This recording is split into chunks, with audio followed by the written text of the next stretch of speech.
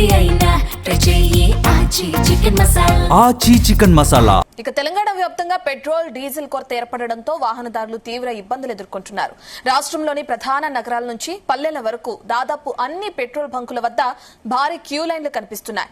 ఇంధన సరఫరాలో అంతరాయం ఏర్పడడంతో అనేక బంకులు ఇప్పటికే నో స్టాక్ బోర్డులను ప్రదర్శిస్తున్నాయి. హైదరాబాద్ లోని గచ్చిబౌలి, కూకట్పల్లి, ఎల్బీ నగర్ వంటి ప్రాంతాల్లో పెట్రోల్ బంకుల వద్ద కిలోమీటర్ల మేర వాహనాలు నిలిచిపోయాయి. తెల్లవారుజామున పెట్రోల్ బంకుల వద్ద క్యూ కట్టారు. స్టాక్ ఎప్పుడు అయిపోతుందో అన్న ఆందోళనతో వాహనదారులు గంటల తరబడి వేచి చూస్తున్నారు. బంకుల బయట రోడ్ల మీదనే వాహనాలు క్యూ కట్టడంతో పలు చోట్ల ట్రాఫిక్ జామ్లు ఏర్పడుతున్నాయి.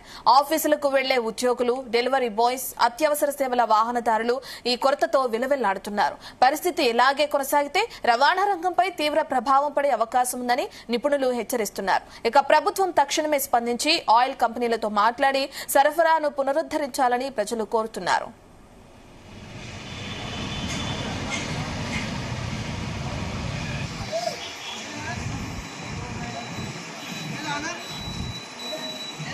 పశ్చిమాసియాలో నెలకొన్న ఉద్రిక్తతల కారణంగా అంతర్జాతీయంగా ఇంధన సరఫరా గొలుసు దెబ్బతినడం ఒక కారణమైతే స్థానికంగా ఆయిల్ కంపెనీల నుంచి సరఫరా తగ్గడం మరో కారణంగా తెలుస్తుంది. హర్ముజ్ జలసంధి వద్ద ఏర్పడిన ఇంధన దిగ్బంధం ప్రభావం ఇప్పుడు నేరుగా సామాన్యుడిపై పడుతుంది.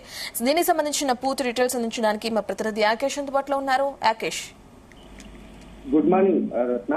దేశవ్యాప్తంగా యుద్ధం పరిస్థితి నేపథ్యంలో దేశంలో అనేక రంగాల మీద ప్రభావం పడతా ఉంది. ప్రధానంగా గ్యాస్, పెట్రోల్ మీద ప్రభావం పడినటువంటి నేపథ్యంలో వాటితో అనుబంధంగా ఉన్నటువంటి అనేక రంగాలు కూడా కుదేలైపోతున్నటువంటి పరిస్థితి కనిపిస్తా ఉంది. భారత్ లో మళ్ళీ లాక్డౌన్ వచ్చే పరిస్థితులు ఉన్నాయా అన్న పరిస్థితులు కూడా ప్రస్తుతం కనిపిస్తున్నటువంటి సిచ్యువేషన్ ఉంది.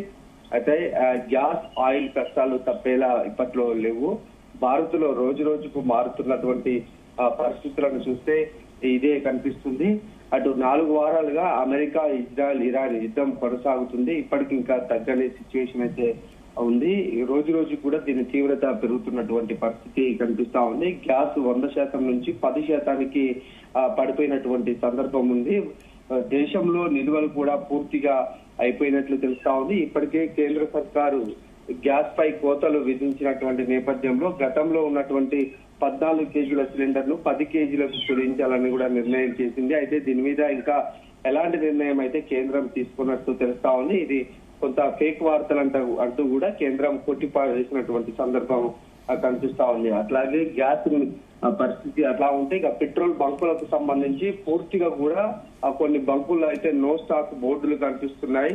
ఆయిల్ బంకులు అయితే ఓపెన్ అయి ఉన్నా కూడా ఆ ప్రీమియర్ అంటే పవర్ పెట్రోల్ ను మాత్రమే ఆ బంకుల వద్ద అమ్ముతున్నటువంటి పరిస్థితి. అయితే వాహనదారుడు ఆ బంకుల వద్ద పెద్ద ఎత్తున కూడా క్యూలు కట్టాల్సిన సిచ్యువేషన్ కనిపిస్తా ఉంది. మరోపక్క సిఎన్జి గ్యాస్ పరిస్థితి కూడా మరీ దారుణంగా మారిందని చెప్పుకోవచ్చు. గ్యాస్ స్టేషన్ల దగ్గర వాహనాలు కిలోమీటర్లకు మేర కూడా క్యూ కడుతున్నటువంటి సందర్భాలు మనం కొన్ని ప్రాంతాల్లో చూసుకుంటున్నటువంటి సిచ్యువేషన్ ఉంది. అయితే ఈ యుద్ధం కారణంగా ఏర్పడినటువంటి క్లిష్టమైన పరిస్థితులు ఇంకా చాలా కాలం పాటు కొనసాగే అవకాశం ఉందని ఇప్పటికే ప్రధానమంత్రి నరేంద్ర మోదీ కూడా తెలిపారు. కోవిడ్-19 మహమ్మారి సమయంలో కూడా దేశం ఐక్యంగా నిలబడినట్లే ఇప్పుడు కూడా సంసిద్ధంగా ఐక్యంగా ఉండాలని ఆయన పిలుపునిచ్చినటువంటి సందర్భం. ఇంధనం, ఎరువులు, జాతీయ భద్రత, దేశంలోని ఇతర రంగాలు, అటు పశ్చిమాసియాలో నివసిస్తున్నటువంటి భారతీయులపై యుద్ధ ప్రభావానికి సంబంధించిన ఆందోళనలను ఆయన ప్రస్తావించారు. పశ్చిమాసియాలో పరిస్థితులు తీవ్ర ఆందోళనకరంగా ఉన్నాయని, ఆ యుద్ధం అటు తీవ్ర పర్యావసనాలు ఎదుర్కొన్నట్టు ఆయన ప్రధాని చెప్పినటువంటి పరిస్థితి. దీర్ఘకాలికంగా భారత్ కు సంసిద్ధంగా ఉండాలని కూడా ప్రధాని హెచ్చరించినటువంటి సందర్భం చూసుకోవచ్చు. అంటే దేశంలో ఇప్పటికే అటు ఒకసారి నోట్ల రద్దుకు సంబంధించి దేశ ప్రజలు ఇబ్బంది పడ్డారు. 2019లో 2021కి సంబంధించి కూడా అప్పుడు కోవిడ్ మహమ్మారితో కూడా ప్రజలు ఇబ్బందులు పడినటువంటి సందర్భం చాలా స్పష్టంగా చూసుకోవచ్చు. అలాంటి పరిస్థితులే కూడా మరొకసారి కూడా ఇప్పుడు యుద్ధ నేపథ్యంలో కూడా అలుముకునే సిచ్యువేషన్ అయితే చాలా స్పష్టంగా కనిపిస్తా ఉంది. దేశంలో ఉన్నటువంటి అటు గ్యాస్, ఇటు పెట్రోల్ నిల్వలు కరుగుతున్న కొద్దీ కూడా ఇంకా ఆందోళన అయితే ప్రజల్లో కనిపిస్తా ఉంది. రాకేష్, ఇదే పరిస్థితి కొనసాగితే ముందు ముందు సామాన్యుడి పరిస్థితి ఏ విధంగా ఉంటుంది అనుకోవచ్చు? ఎందుకంటే పెట్రోల్ కొరతతోనే ఇంత ఇబ్బందులు పడుతున్నారంటే ఆయిల్ గానీ డీజిల్ గానీ వీటి రేట్స్ అనేది ఇంక్రీజ్ అయినా అందుబాటులో లేకపోయినా నిత్యావసరానికి సంబంధించిన ప్రతి వస్తువు ధర కూడా ఇంక్రీజ్ అయ్యే అవకాశం ఉంది. ముందు ముందు ఎటువంటి పరిస్థితులు నెలకొనే అవకాశం ఉంటుంది అనుకోవచ్చు? పెట్రోల్ కొరతతోటి అనేక రంగాలు కూడా కుదేలైపోయాయి. అసలు హోటల్ రంగం అయితే పూర్తిగా దివాలా తీసిందని చెప్పుకోవచ్చు. పెద్ద పెద్ద రెస్టారెంట్లు, హోటల్స్ తప్ప చిన్న చిన్న హోటల్స్ కానీ రోడ్ సైడ్ అమ్ముకునేటువంటి ఫాస్ట్ ఫుడ్ సెంటర్లు అయితే స్ట్రీట్ ఫుడ్ కు సంబంధించి అన్ని కూడా వారు ఇప్పటికే బంద్ చేసుకున్నటువంటి పరిస్థితి. మేజర్ హోటల్స్ కూడా ఓపెన్ చేసినప్పటికీ కూడా గ్యాస్ కొరత నేపథ్యంలో వాళ్ళంతా కట్టెల పొయ్యి మీద వంటలు చేస్తున్నారు. ఆ వంటలు చేసినప్పటికీ కూడా కస్టమర్ల మీద ఆ భారం కూడా పడుతున్నటువంటి ఆ పరిస్థితి. ఇప్పటికే హోటల్స్ లో రేట్లు కూడా భారీగా పెరిగాయి. చిన్న చిన్న వ్యాపార రంగాలు అయితే కుదేలైపోయినాయని చెప్పుకోవచ్చు. అటు రవాణా వ్యవస్థకు సంబంధించి కూడా తీవ్ర ప్రభావం చూపే అవకాశం ఉంది. ఎందుకంటే డీజిల్ కొరతతోటి అటు లారీలు నడిచే పరిస్థితి లేదు. ఎక్కువ ధర కనుక పెట్టి డీజిల్ ని కొనుగోలు చేస్తే, లేదంటే అసలు డీజిల్ దొరకకపోతే ఇతర రాష్ట్రాల నుంచి, ఇతర ప్రాంతాల నుంచి కూడా ఈ సరుకు రవాణా అనేది రవాణా ఆగిపోతుంది. దాంతో అటు నిత్యావసరాల సరుకుల మీద తీవ్ర ప్రభావం చూపుతుంది. ఇప్పటికే నిత్యావసర సరుకులకు సంబంధించి వంట నూనె అయితే ఇతర రకాల వస్తువుల మీద కూడా ఇప్పటికే దాదాపు 20 నుంచి 30 రూపాయలు భారం పెరిగినట్టు పరిస్థితి ఉంది. ఇది కనుక ఇంకా కంటిన్యూ అయితే మాత్రము అంటే ఆ రంగాలతో పాటు నిత్యావసర సరుకుల మీద కూడా తీవ్ర ప్రభావం చూపుతా ఉంది. అనేక వస్తువులు, కూరగాయలు, అటు పప్పులు, ఉప్పులు, నూనెల వంట ధరలు కూడా భారీగా పెరిగే అవకాశం కనిపిస్తా ఉంది. ప్రధానమంత్రి మోదీ కూడా ఇదే అంశాన్ని ఆయన ప్రస్తావించినటువంటి సిచ్యువేషన్ ఉంది. ఎందుకంటే దేశంలో ఉన్నటువంటి పరిస్థితుల నేపథ్యంలో ప్రజలంతా సంసిద్ధంగా ఉండాలనేది ఆయన పిలుపునిచ్చారు. రాబోయే కాలంలో ఎలాంటి పరిస్థితిని ఆయన ఎదుర్కోవాలంటేనే అర్థమవుతుంది ఆయన మాటల్లో. అంటే ఇంకా రాబోయే రోజుల్లో కూడా చాలా దారుణమైనటువంటి సిచ్యువేషన్ ఉంటుంది. దానికి ముందుగానే ప్రజలు సంసిద్ధం కావాలనుకున్నప్పటికీ కూడా ప్రజలు తమ పనుల కోసం అయితేంది, ఆఫీసుల కోసం అయితేంది, ఇతర వాళ్ళు చేయాల్సినటువంటి అనేక పనుల మీద కూడా బయటికి వెళ్తే అటు పెట్రోల్ గానీ డీజిల్ గానీ తమ వాహనాల్లో ఉండాలి. అవి లేకుంటే ఎటు పోలేని పరిస్థితి, ఇంటి వద్దనే ఉండాల్సి ఉంటుంది కనుక అసలు అది తలుచుకుంటేనే ప్రజల్లో కొంత భయాందోళన అయితే కనిపిస్తా ఉంది.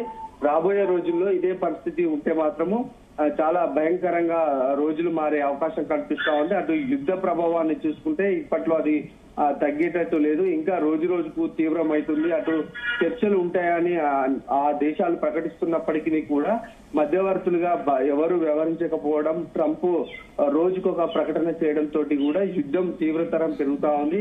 ఒక రోజు యుద్ధం ఆగుతుందని చెప్తుండు, మరొక రోజు తాము యుద్ధాన్ని కొనసాగిస్తామని ఆయన చెప్తున్నటువంటి నేపథ్యంలో అసలు యుద్ధం మీద ఎవరికి ఒక క్లారిటీ లేదు. అది ఇంకా భారీగా కొనసాగితే మాత్రము తీవ్రమైన నష్టం భారతదేశ ప్రజలకు ఎదురుకానుంది. రాకేష్, ఏదైతే ఇప్పుడు ఆయిల్ కొరత అనేది నెలకొందో, డీజిల్ కానీ పెట్రోల్ కానీ వాటి రేట్స్ ఏమైనా ఇంక్రీజ్ అయ్యే అవకాశం ఉందా? ఇప్పటికే కొరత నేపథ్యంలో కొంత డీజిల్, పెట్రోల్ లో ఎలాంటి మార్పు అయితే లేదు. పవర్ పెట్రోల్ కు సంబంధించి మాత్రం 2 నుంచి 3 రూపాయలు లీటర్ కు పెరిగింది. ఈ కొరత కనుక ఇలాగే కంటిన్యూ అయితే మాత్రము పెట్రోల్, డీజిల్ ధరలు కూడా పెరిగే అవకాశం కనిపిస్తా ఉంది. ఇప్పటికే అంటే కేంద్ర ప్రభుత్వం చెప్తా ఉంది, మనకు ఇతర దేశాల నుంచి ఆయిల్ కొంటాము, ఎలాంటి ఇబ్బంది లేదు. ఇరాన్ నుంచి వచ్చేటువంటి 100% ఆయిల్ దాదాపు సగానికి పైగా కూడా కొనుగోలుకు పడిపోయింది.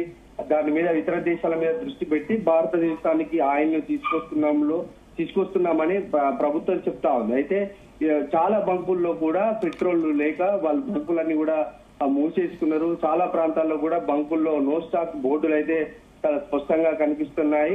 దీంతో అటు వాహనదారుల్లో ఆందోళన నెలకొంది. ఎవరైతే తమ బండ్లలో పెట్రోల్ కొట్టించుకుంటారో వాళ్ళు ఫుల్ ట్యాంకులు కొట్టించుకోవడం, లేదంటే అటు బాటిళ్లు, క్యాన్లలో కూడా పెట్రోల్ పట్టుకొని వెళ్తున్నటువంటి సందర్భాలు కనిపిస్తున్నాయి. ఇదే సిచ్యువేషన్ కనుక ఉంటే ప్రజల్లో ఆందోళన నెలకొంటే తప్పకుండా అటు డీజిల్, పెట్రోల్ రేట్లు కూడా పెరిగే అవకాశం ఉందని తెలుస్తా ఉంది. మరొక పక్క అటు కేంద్రము అన్ని పుష్కలంగా ఉన్నాయి, ప్రస్తుతానికి ఇబ్బంది లేదని చెప్తున్నప్పటికీ మాత్రం క్షేత్రస్థాయిలో ఆ పరిస్థితి కనిపించట్లేదు. గ్యాస్ కొరతకు కూడా అదే పరిస్థితి ఉంది. ఎందుకంటే అటు గ్యాస్ కొరత లేదని కేంద్రం చెప్తున్నప్పటికీ కూడా గ్రామీణ ప్రాంతాల్లో బుక్ చేసుకున్నా కూడా ఇప్పటికీ వాళ్ళకు గ్యాస్ అందడం లేదు. అట్లాగే పట్టణ ప్రాంతాల్లో వారి పరిస్థితి అయితే మరీ దారుణంగా ఉంది. వాళ్ళు బుక్ చేసుకుని వారం 2 వారాలు అవుతున్నప్పటికీ కూడా గ్యాస్ రాకుంటే వాళ్ళు ఆ బుకింగ్ సెంటర్ కు వెళ్లి గ్యాస్ గోడౌన్లకు వెళ్లి గ్యాస్ ను తెచ్చుకుంటున్నారు. అక్కడ దాదాపు క్యూ లైన్ లో 2-3 గంటలు కూడా నిలబడి గ్యాస్ తెచ్చుకుంటున్నటువంటి పరిస్థితి ప్రస్తుతం కనిపిస్తా ఉంది. ఇదే ఒరవడి మాత్రం యుద్ధం పరిస్థితి ఇట్లాగే కొనసాగితే అటు గ్యాస్ ధరలు ఒక్కసారి పెరిగాయి, ఇంకా పెరిగే అవకాశం కనిపిస్తా ఉంది. పెట్రోల్ డీజిల్ ధరలు కూడా పెరగడానికి అవకాశాలు పుష్కలంగా ఉన్నాయని చెప్పుకోవచ్చు. Right, thanks for the updates Akesh.